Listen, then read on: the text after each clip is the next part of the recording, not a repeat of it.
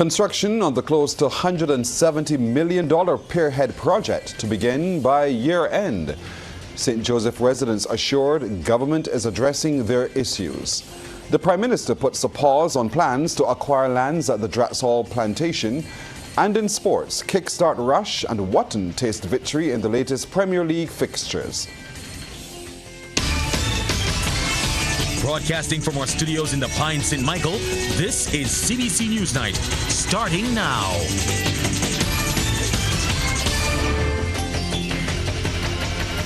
Good evening, I'm Pearson Bowen.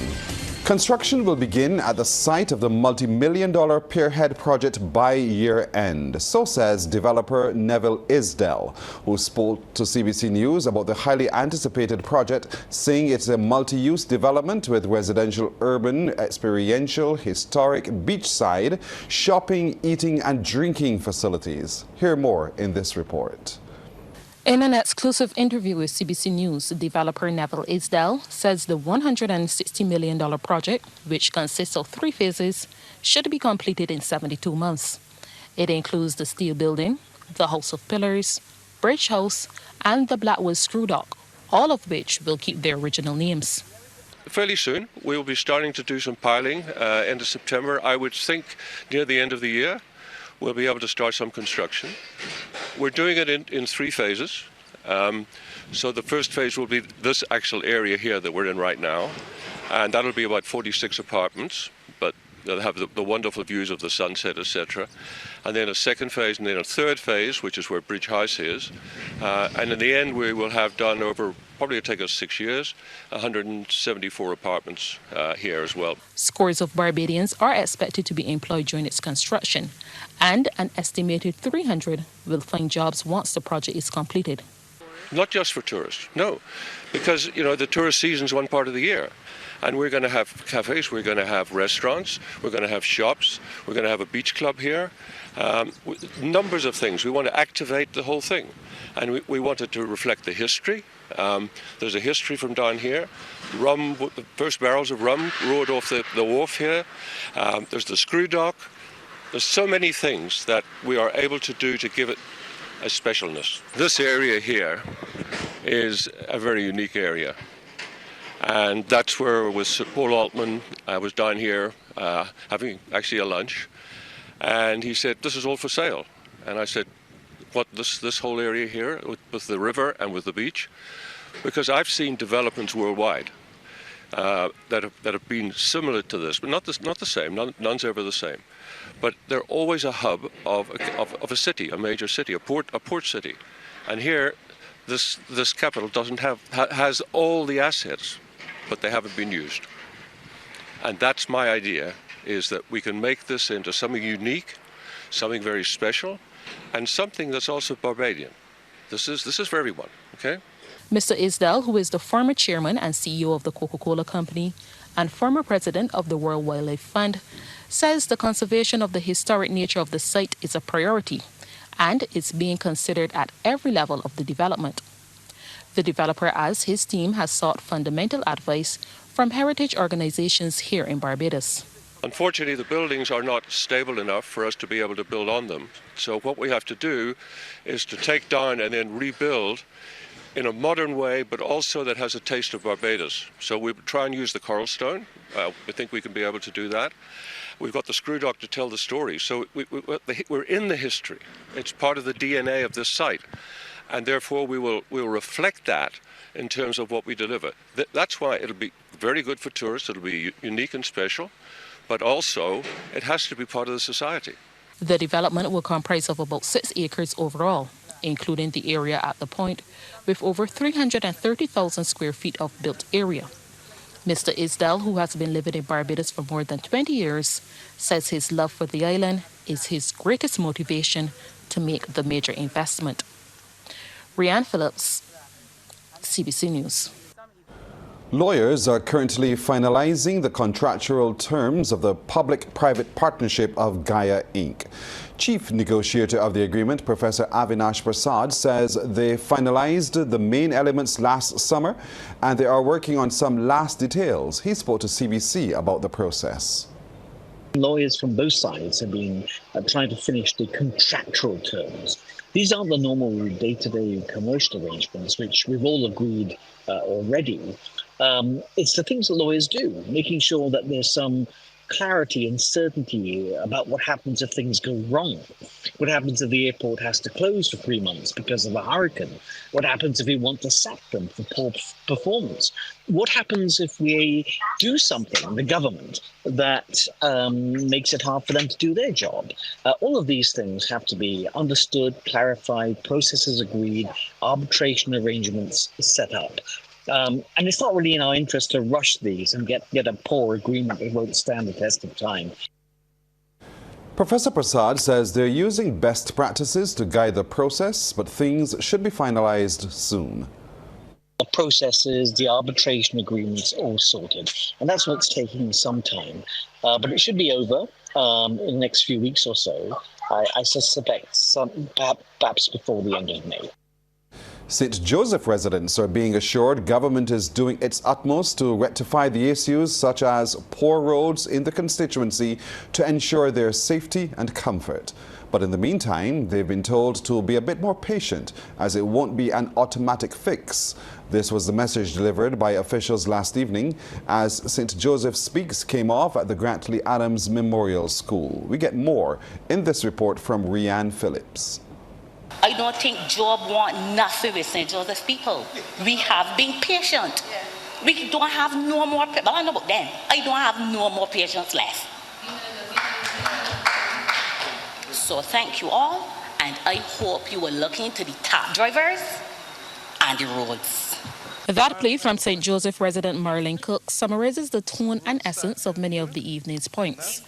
And while acknowledging their frustration, Prime Minister Mia Moore-Motley and MP Dale Marshall both urged residents to hold firm. So I need you to understand that the failure to do all of these roads all at once is not out of contempt for you. The point is that we are committed to doing what has to be done in St. Joseph, and we're doing it carefully and methodically, and all that we're asking is patience. And that's all. That is the beginning and end of it. But I am confident that in the way in which we've settled the water issues, built a new reservoir and so on, that we're going to get these things done. Vaughan's Road has taken long, but it is almost finished, and you can see the beautiful work there. Clifton Hill is in St. Thomas, not St. Joseph, but we've started that. And there are a number of other things that are in the pipeline. Details relating to the technical matters of the road improvements were explained by George Holder of Design Collaborative. We have to find ways and means of dealing with surface water in the clays that exist in the Scotland district.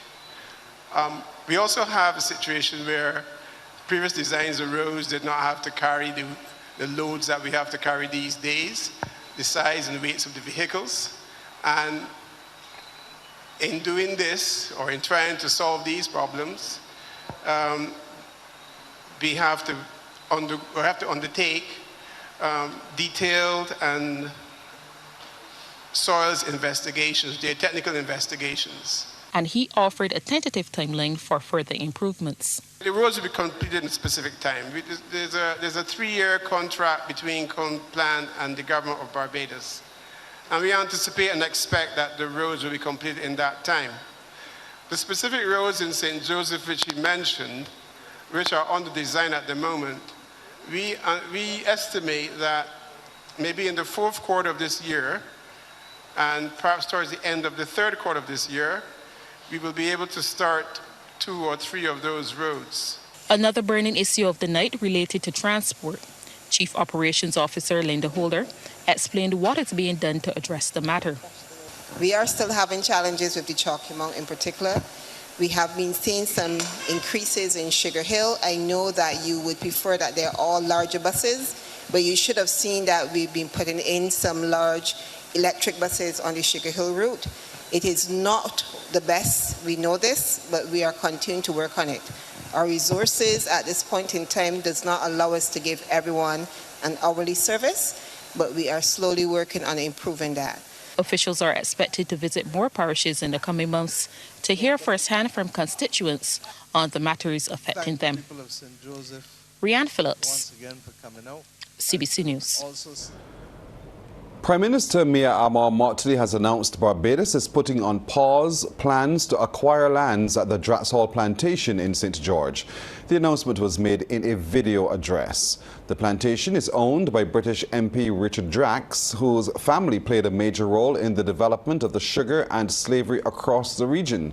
Drax in recent times has faced numerous calls to pay reparations to Barbados.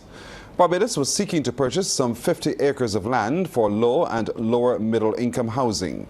Ms. Motley says she understands the concerns of many Barbadians who may feel that they have been robbed of the opportunity of having an appropriate settlement for the reparations that ought to be made as a result of the blood, sweat and tears of Barbadians over the centuries. We will, as we are required to do, pause and to listen to Bajans to understand what is really at stake here, recognizing that we do not cut off our nose to spite our face. And what do I mean by that? That we should not deny ordinary Barbadians who are in need of housing the opportunity to have housing.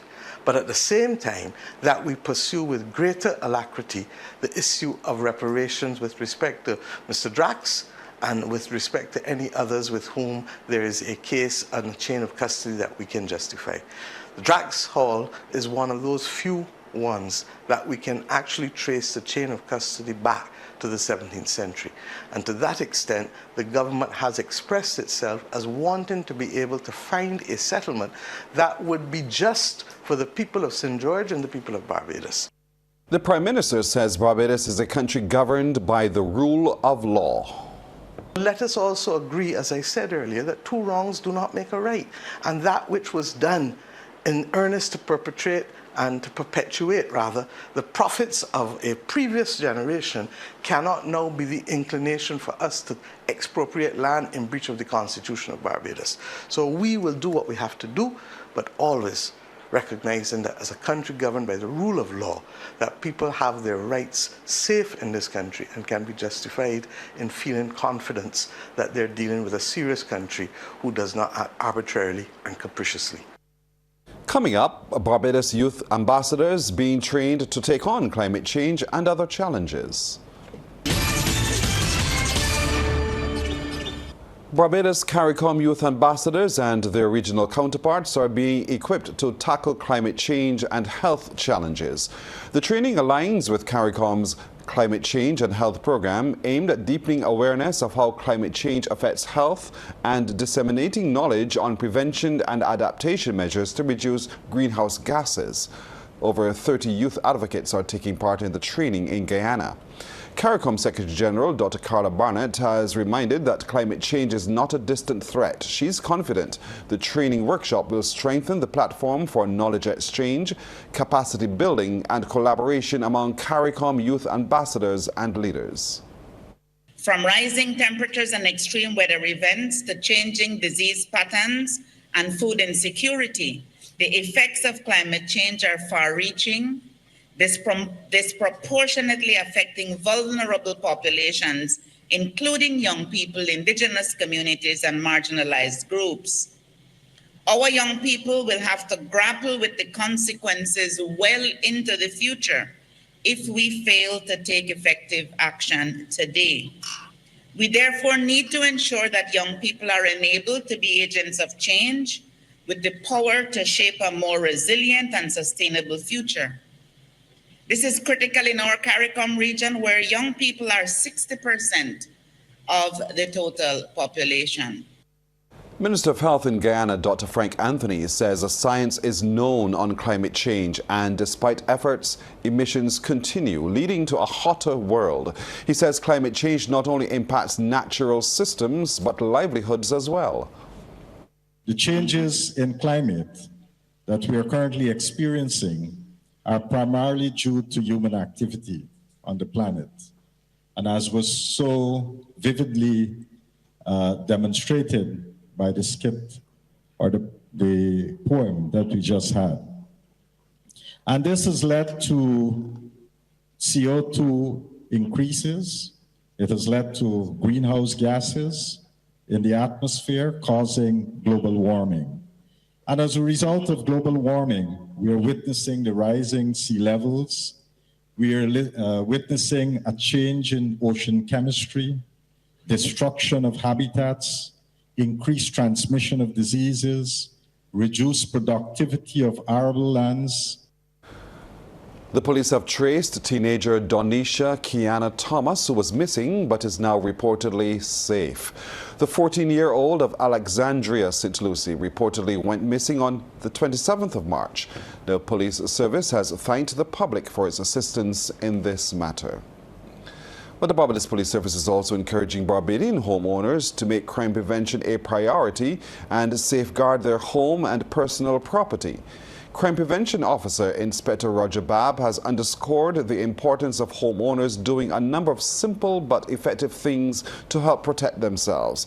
He says people who want to have their property marked for easy identification should contact the police station within their area of residence. Citizens are also urged to install appropriate locks on doors and windows and to always use them. Avoid keeping large sums of money in and around homes and to ensure adequate lighting. Sports Night is brought to you by Power In. Pause is power. And by Dasani. Live first, Dasani after. As promised, we're back with tonight's Sports World, and we're joined this evening by Damien Best. Damien, good evening. Yeah, good evening to you, Pearson. Good evening to our viewers and listeners. Some football news first up. Kickstart Rush kept within touching distance of the frontrunners in the BFA Premier League thanks to a 3-1 victory over Barbados Soccer Academy last night at the Wildy Turf. Third place Kickstart moved to 26 points, 3 behind Weymouth Wales and UWI Blackbirds, both of whom have 29 points. In the night's other fixture, Wharton blank Ellerton 2-1.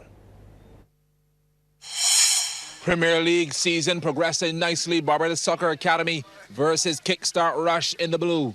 15th minute, Nathan McCollin says, "Catch me if you can." And the end product is sumptuous. Kickstart 1, Soccer Academy 0.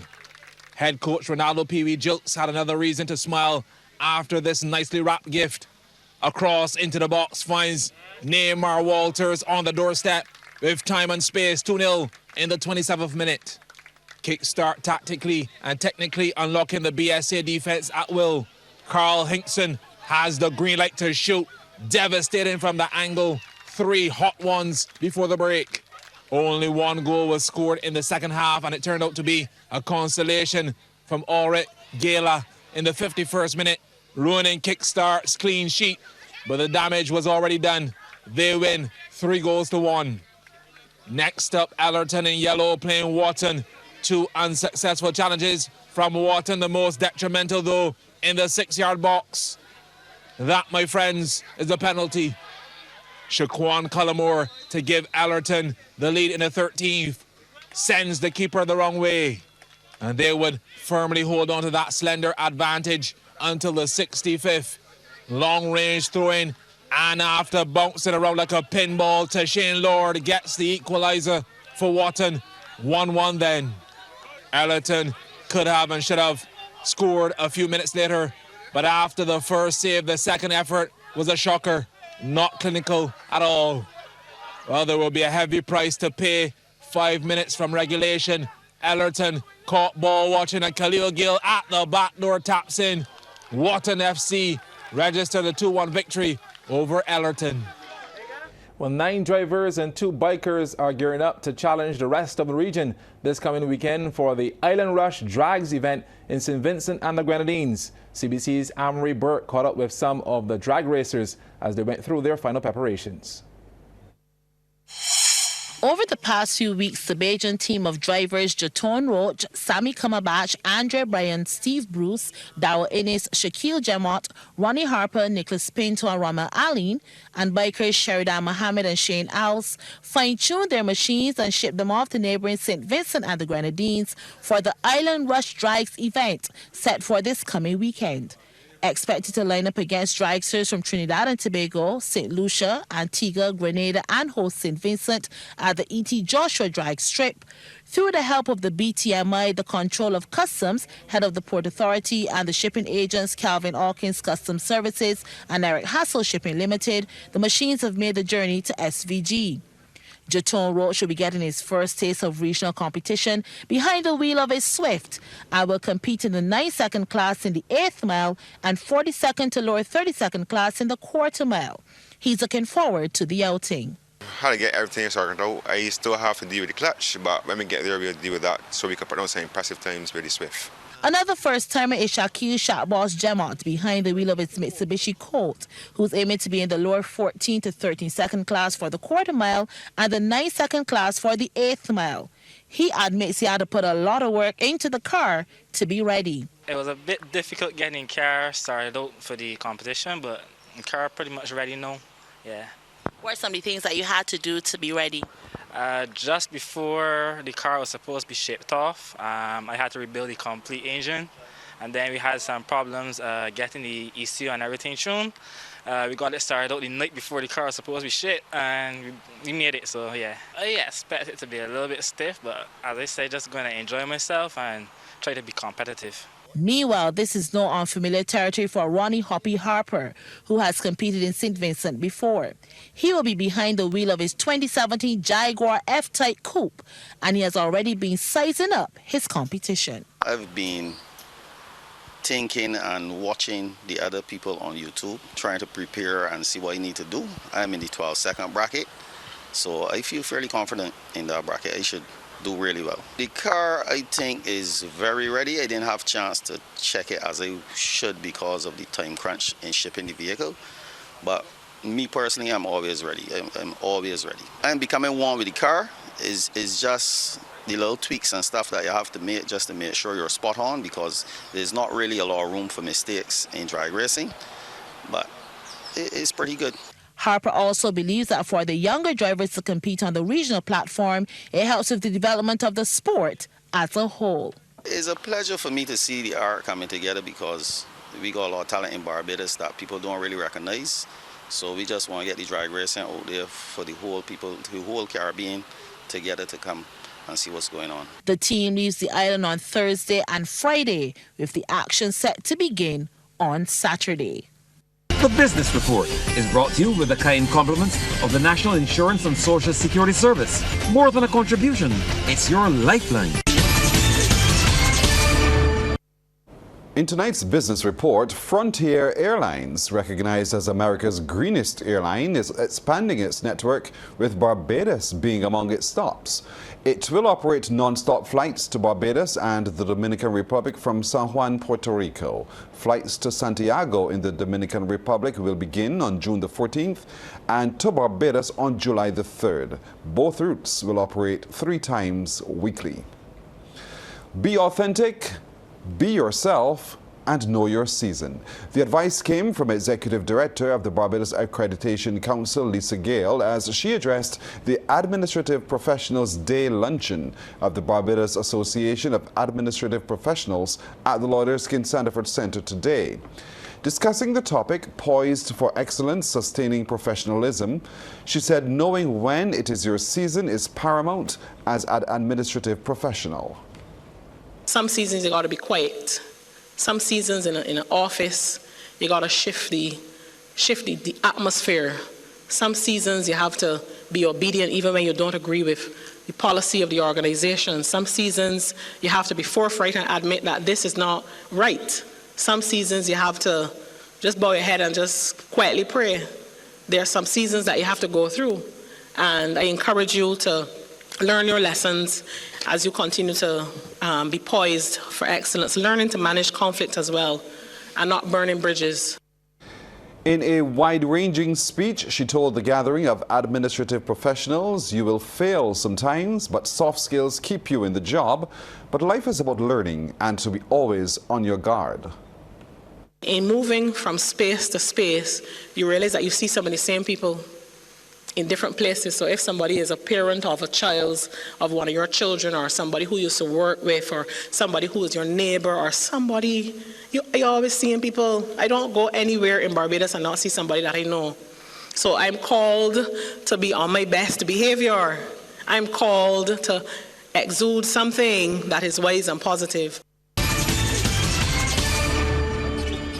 Let's get back to our second look at sports with Damian Best. Thanks so much, Pearson. Well, Barbados registered one victory when the 2024 Caribbean Youth Table Tennis Championships got going yesterday in the Dominican Republic.